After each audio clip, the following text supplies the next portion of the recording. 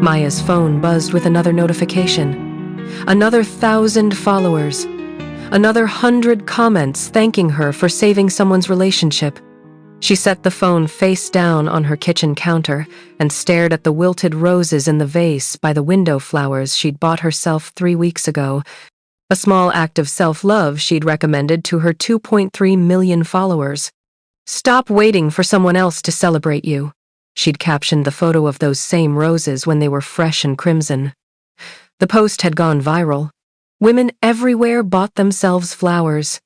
Maya's inbox flooded with gratitude. But the roses were dying now, their petals brown at the edges, and Maya felt like she was dying with them. She opened her laptop and reviewed her filming schedule. Tomorrow, 5 signs he's emotionally available. Thursday, how to set healthy boundaries without pushing love away. Saturday, why you keep attracting the wrong partner, that one stung.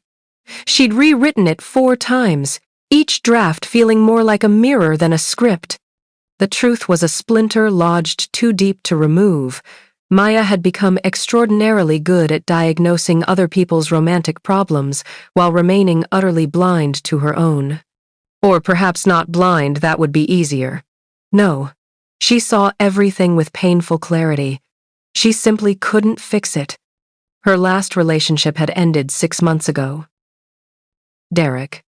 Kind, successful, emotionally intelligent, checked every box on the list she'd created in her viral video, 10 non-negotiables for a healthy partnership. He'd loved her completely, or so he said, until the night he'd looked at her across the dinner table and whispered, "I feel like I'm dating an algorithm, not a person." The words had shattered something in her chest. "What does that mean?" she'd asked, though she already knew. "It means I never know what you're actually feeling, Maya. Everything you say sounds like it came from one of your videos.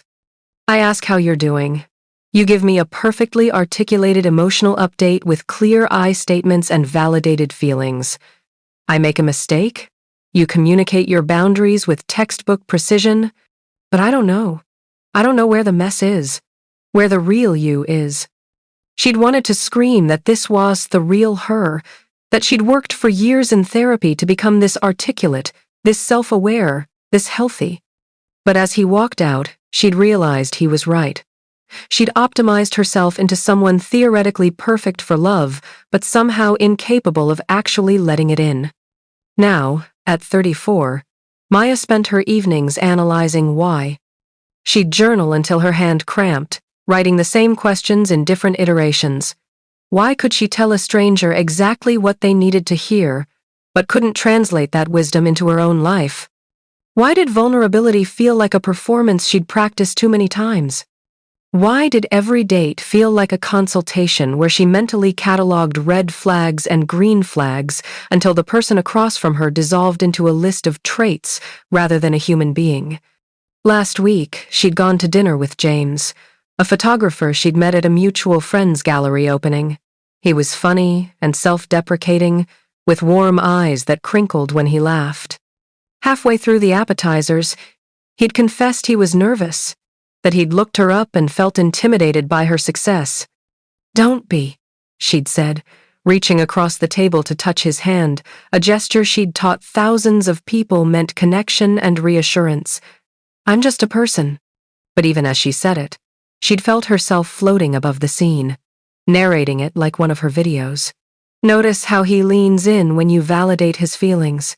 This is emotional availability. This is someone capable of intimacy.